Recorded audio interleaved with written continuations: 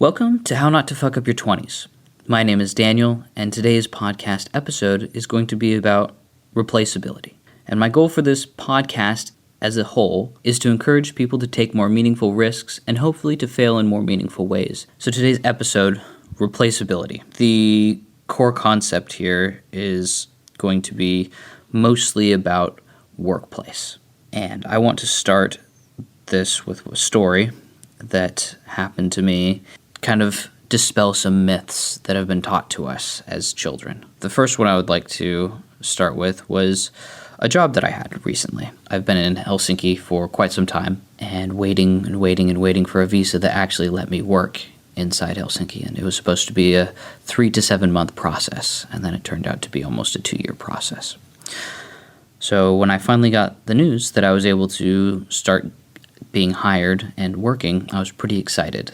And within about 7 days of getting that news and getting my visa, I had already landed a job at a print shop. And this print shop was a little bit special.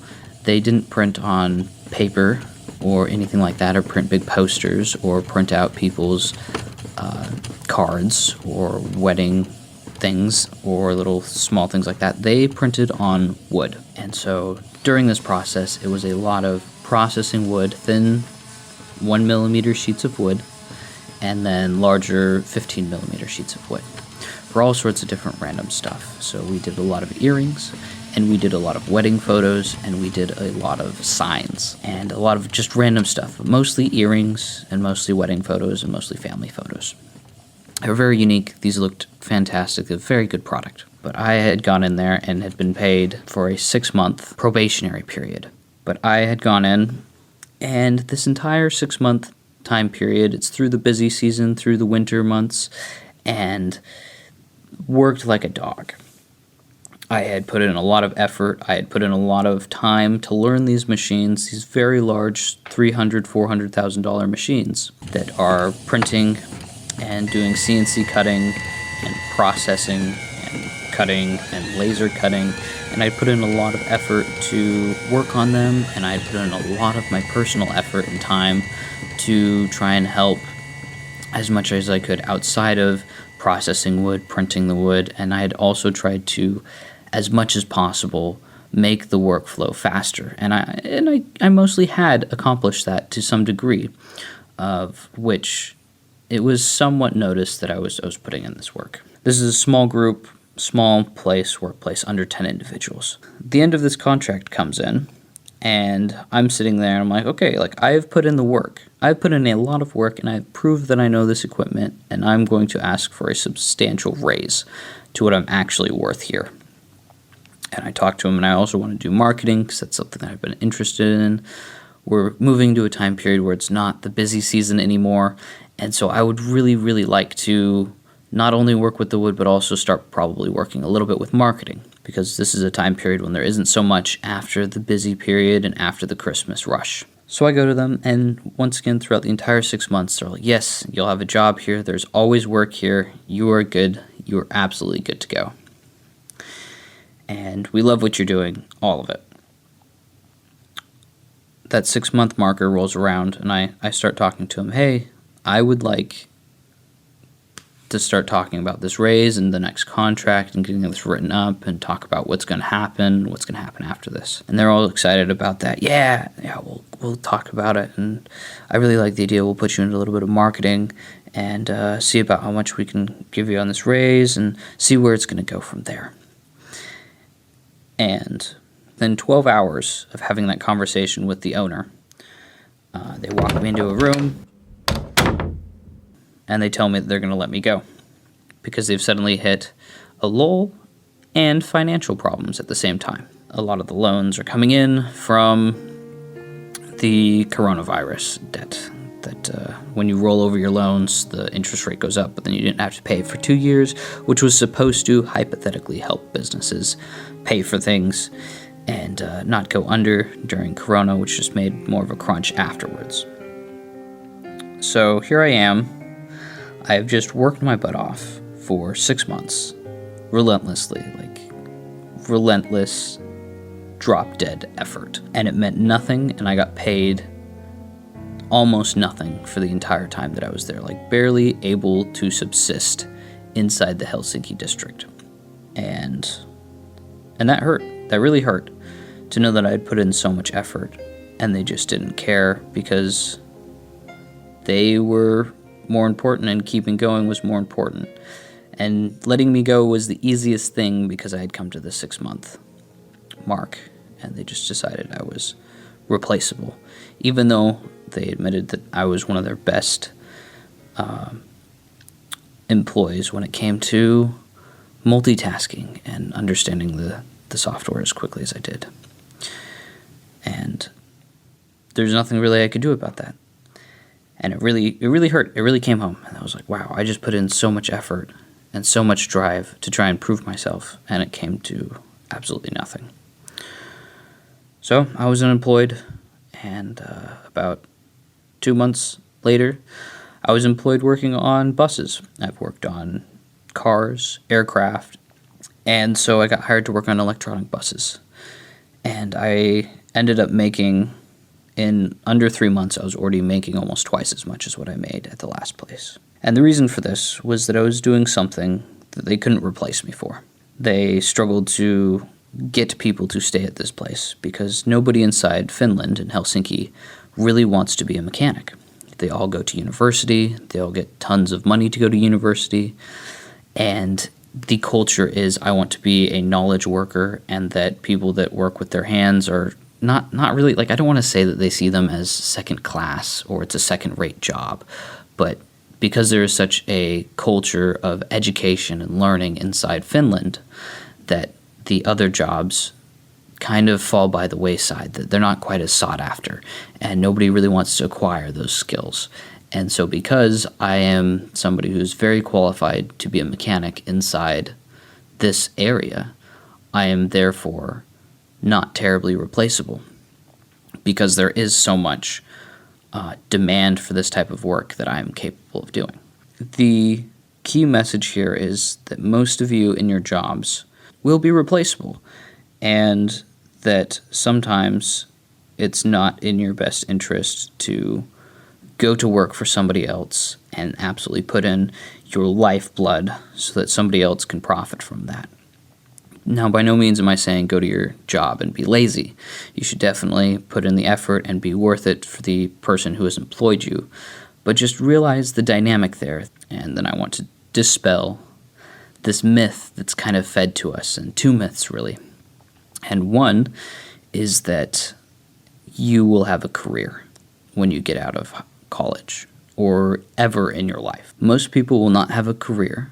You will have a job, and you will show up, you will work. There will be little opportunity for promotion. There will be little opportunity for autonomy, and you just kind of do what you need to do and go home and get your paycheck. And this is the life that most people will have. And so my advice from somebody who's been there and done that multiple times is that you should really focus on yourself, and you should invest in yourself more than you invest in working for someone else. And if you are a fortunate individual who does have a career with opportunities, good on you. I'm not discouraging anything there, but I just want people to understand, especially when they're younger, that they're probably not going to walk into a career.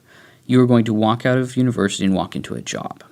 And only through usually personal effort, and especially in this day and age, the only real way for a lot of people is to actually work on things for themselves.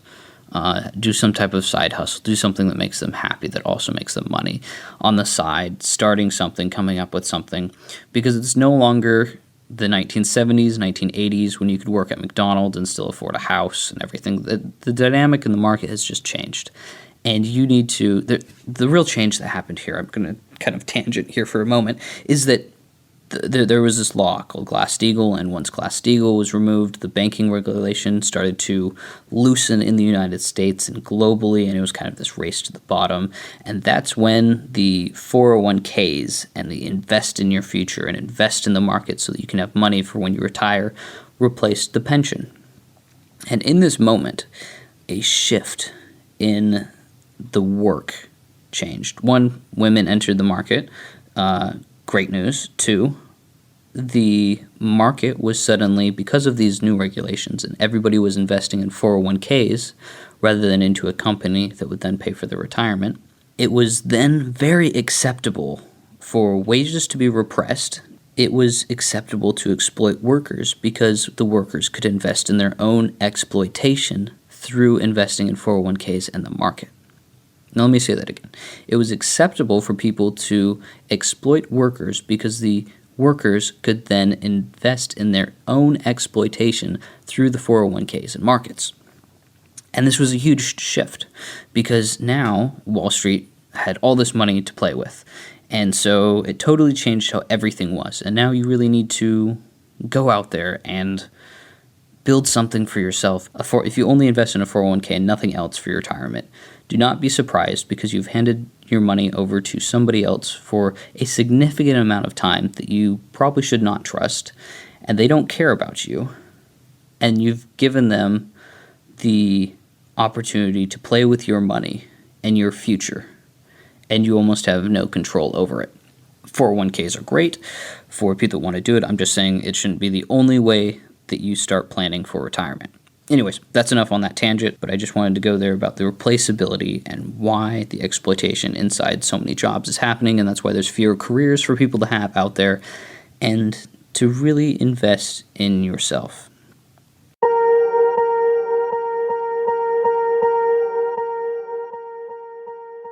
And so the latter half of this is going to be about a story from around 2009. I was driving with my dad, and we were going someplace downtown Boise, and I remember this talk show on the radio. This is right after the financial crisis. We'd been in Virginia living and saw so many houses on for sale, just a ridiculous amount, and now we were going back to Idaho, and we're sitting here in this car, and the radio's playing, and we hear this announcer guy say, "Oh, so did you know that inside Boise right now, you cannot become a bartender unless your resume has a master's degree or higher on it, because there's so many people applying to be bartenders right now."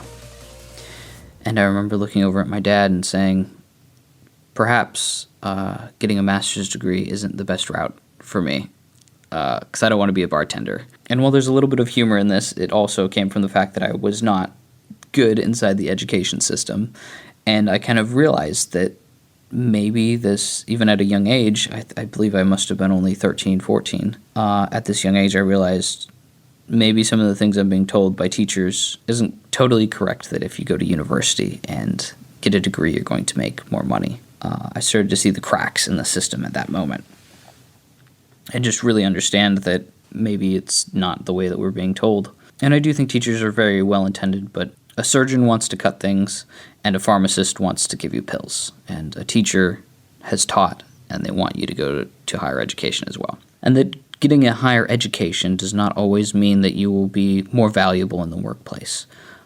Blindly getting an education is probably one of the worst downfalls out there.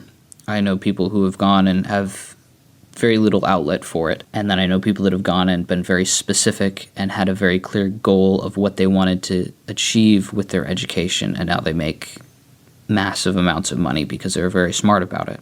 I don't really want to go down the learning, what you should learn, what you shouldn't learn, and how to learn, but I want you to invest in yourself, invest in your own happiness, invest in your own health. Don't go to a job and kill yourself over it.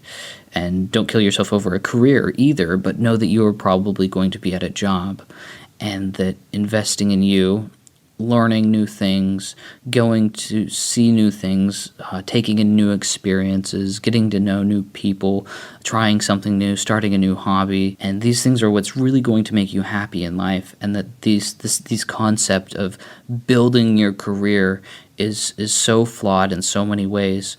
And living here in Europe, where they have a very different mindset, and sometimes it's a lot better, and sometimes it can be very annoying as an American who's used to the convenience of always having somebody on hand. And in Germany and here in Finland, the work culture is different. There's a saying that is, Americans live to work, but Europeans work to live.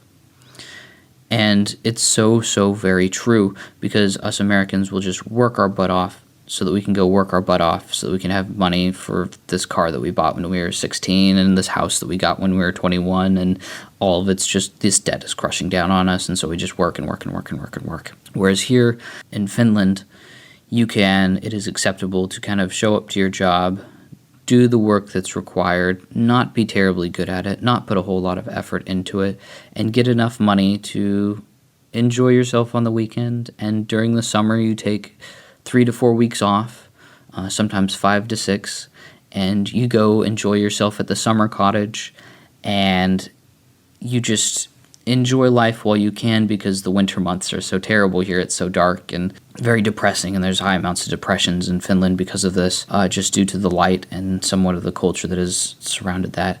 But they don't work themselves to death, and they take vacation and take care of themselves a little bit better.